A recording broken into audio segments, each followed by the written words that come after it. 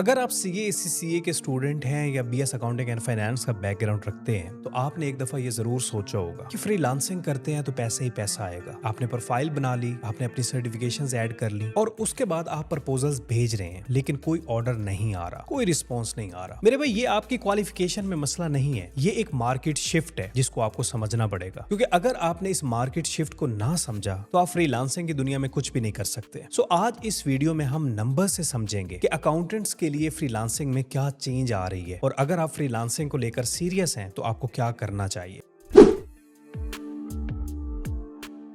पहले आपको यह समझना पड़ेगा कि इस दुनिया में हो क्या रहा है। देखिए, पेंडेमिक के बाद मार्केट में बहुत बड़ी चेंज आई है, फ्रीलांसिंग बूम पर गई है, लेकिन अब कंपटीशन काफी ज्यादा है। अगर आप अपवर्क और फाइवर को देखें तो अपवर्क पर इस टाइम 18 मिलियन प्लस फ्रीलांसर्स हैं, जबकि जो सर्विसेज बाय करने वाले पर्संस हैं उनकी तादाद तकरीबन 8 लाख के करीब है। इसी तरह जो फाइवर है वहां पर भी बायर्स की तादाद 4 मिलियन है, अराउंड ये तादाद चल रही है। सो आप देख सकते हैं कि सेलर्स बहुत ज्यादा है और बायर्स बहुत कम, तो कंपटीशन तो ज्यादा होना है। पाकिस्तान दुनिया की टॉप फ्रीलांसिंग कंट्रीज में से एक है, मतलब पाकिस्तानी अकाउंटेंट्स भी ग्लोबल ओवर सप्लाई का पार्ट हैं। और जब ओवर सप्लाई होती है तो सबसे ज्यादा pressure low entry accounting services पर होता है। इसीलिए बेसिक अकाउंटिंग सर्विसेज की जो दुनिया है वो बहुत ज्यादा सैचुरेटेड हो चुकी है। इस टाइम जो सबसे ज्यादा फ्रीलांसर्स हैं वो क्विक बुक की सर्विसेज प्रोवाइड कर रहे हैं, वो बैंक रिकंसिलिएशन की सर्विसेज प्रोवाइड कर रहे हैं, इसी तरह डाटा एंट्री और टैक्स फाइलिंग वगैरह। ये सब लो एंट्री सर्विसेज हैं और आप फ्रीलांस वेबसाइट्स पर जाकर देख सकते हैं कि यही सर्विसेज हैं जो सबसे ज्यादा सेलर्स प्रोवाइड कर रहे हैं। इन सर्विसेज की सप्लाई ज्यादा है, डिमांड कम है, इसलिए रेट्स गिरते हैं। सो हम यहाँ पर ये कंक्लूड कर सकते हैं कि जो बेसिक अकाउंटिंग सर्विसेज हैं वो बहुत ज्यादा प्रेशर में है। फ्रीलांस की दुनिया कम नहीं हो रही, लेकिन लो लेवल अकाउंटिंग सर्विसेज जरूर सैचुरेटेड हो चुकी हैं। इसलिए हमको ये समझना पड़ेगा कि ये शिफ्ट जा कहाँ रहा है, जिसमें एआई और ऑटोमेशन का इम्पैक्ट सब पर वाजे है। अकाउंटिंग सॉफ्टवेयर्स ने बुक कीपिंग को, काम को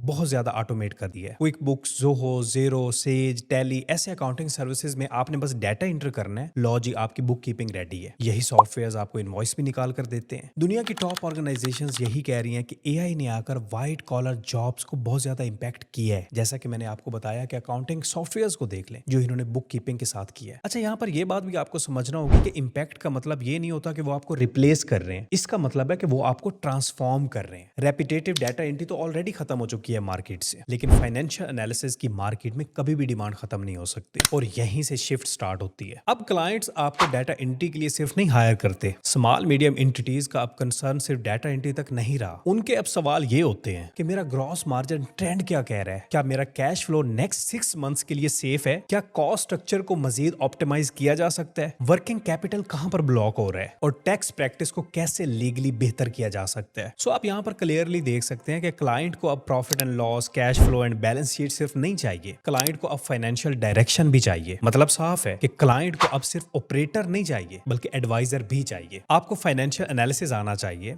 आपको केपीआई डैशबोर्ड बनाना आना चाहिए, आपको बजटिंग फोरकास्टिंग आनी चाहिए, आपको कैश फ्लो मॉडलिंग आनी चाहिए, कॉस्ट को ऑप्टिमाइज कैसे करना है इस पर काम करना आना चाहिए, इंटरनल कंट्रोल्स को कैसे इंप्रूव करना है ये आपको आना चाहिए, मैनेजमेंट रिपोर्टिंग करनी है। इस तरह के बहुत से काम है जो कि न्यूली बुक कीपिंग में इंटर हुए हैं। क्या आपको ये सब आता है? अगर ये चीज आपको नहीं आती तो ये चीजें आपको अपनी सर्विसेज में ऐड करना पड़ेंगी और यहीं से अथॉरिटी बिल्ड होती है, क्योंकि आप यहाँ पर सिर्फ डाटा एंट्री नहीं कर रहे बल्कि उसके डिसीजंस में उसकी हेल्प कर रहे हैं। खैर, अब हमें यह भी देखना है कि चलें जी, सर्विसेज बहुत अच्छी हैं, मुझे ये सारे काम आते हैं, मैंने अपने आप को अपस्किल किया है रिसेंटली, जब फाइवर एंड अपवर्क पर ये सर्विसेज सही से काम ही नहीं कर पा रही क्योंकि कंपटीशन बहुत ज्यादा है, तो हम ये सर्विसेज कहां पर प्रोवाइड करें? तो मेरे भाई, आपको बाकी प्लेटफॉर्म्स भी एक्सप्लोर करना पड़ेंगे ना, आप एक दो के सहारे तो नहीं बैठ सकते। जैसा कि मेरी नजर में फाइवर एंड अपवर्क से ज्यादा लिंक्डइन जो है वो बेहतर प्लेटफॉर्म है। अकाउंटिंग प्रोफेशनल्स के लिए ये बेस्ट पोजीशनिंग टूल है लिंक्डइन पर। अब देखना यह है कि लिंक्डइन पर रहते हुए आप ऑर्गेनिकली क्लाइंट को कैसे हासिल कर सकते हैं। मेरी नजर में यहाँ पर आपको सबसे पहले ट्रस्ट बिल्ड करना चाहिए। जब ट्रस्ट बिल्ड हो जाएगा तो डायरेक्ट क्लाइंट आपको मिलेंगे, तो क्लाइंट खुद आएगा आपके पास और इस ट्रस्ट को स्टार्ट में 3 मेथड्स के जरिए बिल्ड किया जा सकता है, जिसमें नंबर 1 है कि आप डेली बेसिस पर 1 पेज केस स्टडी शेयर करें। जैसा कि सपोज आप किसी क्लाइंट के डाटा पर काम कर रहे थे और आपने उसके स्टॉक्स में वेरिएंस को 15% से 4% कम किया। अब इस बात को आपको केस स्टडी की सूरत में अपने कनेक्शंस के साथ शेयर करनी चाहिए। जैसा कि के आप ऐसे शेयर कर सकते हैं कि मैं एक रिटेल क्लाइंट के स्टॉक पे काम कर रहा था, उसके स्टॉक में 15% मिसमैच था। मैंने वीकली स्टॉक रिकंसिलिएशन का जो प्रोसेस है उसको इंप्लीमेंट किया, स्लो मूविंग आइटम्स को आइडेंटिफाई किया और अप्रूवल कंट्रोल्स को इंट्रोड्यूस करने से 3 मंथ्स के अंदर जो स्टॉक वेरिएंस था वो 15% से 4% पर आ गया। अब इसमें जितने भी स्टेप्स आए हैं, आप हर स्टेप्स को क्या कर सकते हैं, मजीद एलैबोरेट कर सकते हैं, एक केस स्टडी की सूरत में अपने करेक्शंस के साथ शेयर करें। सो आप देख सकते हैं कि इस केस स्टडी में एक प्रॉब्लम थी, उस पर आपने एक एक्शन किया और रिजल्ट्स आपके सामने थे। इस तरह की पोस्ट आपको हर 1-2 दिन बाद जरूर करनी चाहिए लिंक्डइन पर। इसके बाद कुछ कॉमन मिस्टेक्स होती हैं जो कि अक्सर बुक कीपर्स करते हैं किसी भी क्लाइंट को क्लोज करने में, वो भी आप डेली बेस पर एक पोस्ट की सूरत में शेयर कर सकते हैं, बल्कि करनी चाहिए। और यही मेथड 2 है। Number 1 case study, number 2 common mistakes share करना, और नंबर 3 मंथली क्लोज चेकलिस्ट को शेयर करना, जिसमें आप ये कह सकते हैं कि सपोज आप इस टाइप का क्लाइंट कर रहे हैं तो ये लिस्ट है, ये वो चेक लिस्ट है जो कि मंथ के एंड पर आपने जरूर इंश्योर करनी है काम को क्लाइंट को डिलीवर करने से पहले। सो ये 3 टाइप की पोस्ट है, आप इसमें मजीद एडिशन कर सकते हैं जो आपको मुनासिब लगे, लेकिन ये 3 मेथड्स हैं। इससे ट्रस्ट बिल्ड होता है, इससे आपकी जो लिंक्डइन प्रोफाइल है वो ऑप्टिमाइज होगी। आपके कनेक्शंस को ये मैसेज जाएगा कि ये बंदा ये काम कर लेता है। जब आप अपने कनेक्शंस को एजुकेट करेंगे तो ये ट्रस्ट बिल्ड होगा, और इस तरह जो क्लाइंट आपके पास आएगा वो लॉन्ग टर्म के लिए आएगा। लिंक्डइन के बाद बात करते हैं वेबसाइट की। अगर आप बुक कीपर हैं, आपके पास एक वेबसाइट होनी चाहिए। तकरीबन 81% जो हायरिंग होती है ना बुक कीपर्स की, वो ऑनलाइन रिसर्च करने से होती है। सो अगर आपकी वेबसाइट होगी, आप इजीली हायर किए जा सकते हैं। आपको कोई कंपनी भी हायर कर सकती है, आपको कोई ऑडिट फर्म भी हायर कर सकती है, आपको कोई इंडिविजुअल क्लाइंट भी हायर कर सकता है, लेकिन उसके लिए आपके पास एक अच्छी 1 पेजर वेबसाइट होनी चाहिए, और उस 1 पेज पर सिर्फ आपकी सर्विसेज हो, इंडस्ट्री फोकस अगर कोई केस स्टडीज हैं वो पड़ी हो, और साथ में आपकी कॉन्टैक्ट इन्फॉर्मेशन हो। बस इतनी वेबसाइट अगर आपके पास हो तो ये मोर देन इनफ है। इससे ज्यादा आपने फूल बूटे उस पर नहीं बनाने। इसका फायदा आपको ये भी होगा कि चाहे कल को फाइवर, अपवर्क या लिंक्डइन ना हो, आपकी अपनी वेबसाइट तो है ना, आपको क्लाइंट वहां से मिलते जाएंगे। खैर, नेक्स्ट स्टेप जो आपने वेबसाइट के साथ करना है वो है एड्स लगाना। आप अपनी वेबसाइट को प्रमोट करें, गूगल एड्स लगाएं, मेटा एड्स लगाएं। आप लोगों को बताएं कि आप क्या सर्विसेज प्रोवाइड कर रहे हैं। इसके लिए चाहे किसी डिजिटल मार्केटर को हायर कर लें या यूट्यूब से जाकर कोई छोटी मोटी वीडियो देख लें, आप खुद भी अपना एड लगा लेंगे। सो इससे आप क्लाइंट्स को डायरेक्टली रीच कर सकते हैं वेबसाइट के थ्रू। सो यहाँ पर 2 चीजें होंगी, एक आपकी लिंक्डइन, उसको ऑप्टिमाइज कैसे करना है, उस पर क्लाइंट्स कैसे लेने हैं। मजीद और भी बहुत से मेथड्स हैं, लेकिन मैं रिकमेंड करता हूं कि स्टार्ट में ट्रस्ट बिल्ड किया जाए, रादर देन कि आपका फोकस सिर्फ यही हो कि मुझे क्लाइंट चाहिए। जब ट्रस्ट बिल्ड होता है तो क्लाइंट खुद आता है। और नंबर 2 यहाँ पर अब हमारे पास है वेबसाइट, जिसके बारे में मैंने आपको गाइड कर दी है। अब बात करते हैं नंबर 3 की। नंबर 3 में आपके पास है आपके कनेक्शंस और स्मॉल मीडियम एंटिटीज। अगर हम सिर्फ पाकिस्तान की बात करें तो इस टाइम पाकिस्तान में 5 मिलियन के करीब स्मॉल मीडियम एंटिटीज हैं जो अपनी बुक कीपिंग सही से नहीं कर रही, और यही तो रियल अपॉर्चुनिटी है। आप डेली बेसिस पर होल सेलर्स को मिले, डॉक्टर्स को मिले, रिटेलर्स को मिले, स्मॉल मैन्युफैक्चरर्स जो हैं उनको मिले, उनको अपनी सर्विसेज के बारे में बताएं। आप बताएं कि आप उनको बुक कीपिंग में कैसे हेल्प कर सकते हैं, क्योंकि उन पर कंप्लायंस लाजिम है, लेकिन वो सही से कर नहीं रहे। आप तो कर सकते हैं ना, बस आपको उनको बताना है, आपको उनको समझाना है कि आपकी सर्विसेज क्या हैं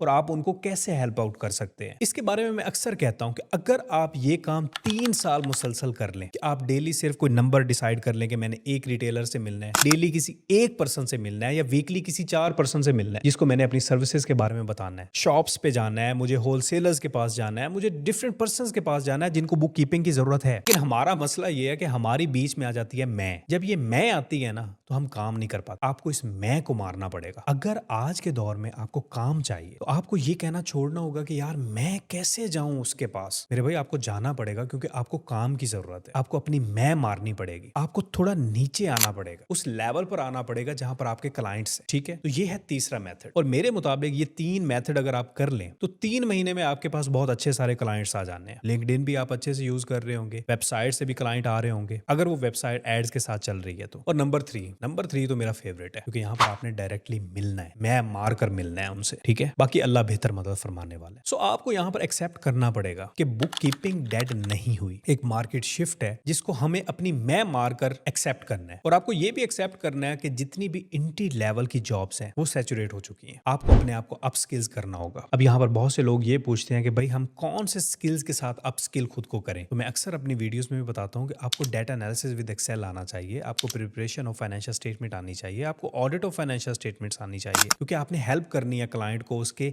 फंक्शंस को मैनेज करने के लिए, उसके बिजनेस को मैनेज करने के लिए, उसको एडवाइस करना है, तो उसके लिए ऑडिट ऑफ फाइनेंशियल स्टेटमेंट आना चाहिए। इसके अलावा फाइनेंशियल मॉडलिंग है, वैल्यूएशन एनालिसिस है, पावर बीआई है, ये बहुत सी चीजें हैं जो कि मार्केट में अवेलेबल है। आपको इन पर काम करना चाहिए। फ्री कर लें या किसी जानने वाले से लेक्चर्स ले लें या किसी से पेड कोर्सेज कर लें, करें भाई, मजबूरी है, करना पड़ेगा। इसके अलावा और कोई सोल्यूशन नहीं। खैर, यहाँ पर हम अपनी वीडियो को कंक्लूड करते हैं, ये एक्सेप्ट करते हुए कि अकाउंटिंग वर्ल्ड इवॉल्व हो रहा है और हमें इसके साथ इवॉल्व होना पड़ेगा। यहाँ पर मैं आपको एक टारगेट देता जाऊं, अगर आपने इस वीडियो पे 5000 लाइक कर दिए तो मैं एक वीडियो बनाऊंगा जिसमें आपको बताऊंगा कि आपने बुक कीपिंग के जो क्लाइंट्स हैं वो गल्फ कंट्रीज से कैसे लेने हैं, जैसा कि यूएई, सऊदीया, ओमान, कतर वगैरह। तो देखते हैं कि आप ये टारगेट अचीव कर पाते हैं या नहीं। मजीद अगर आपने कुछ पूछना है तो वीडियो के कमेंट सेक्शन में पूछ सकते हैं, मैं उनको आंसर कर दूंगा। अपना बहुत ज्यादा ख्याल रखिएगा, तब तक के लिए खुदा हाफिज।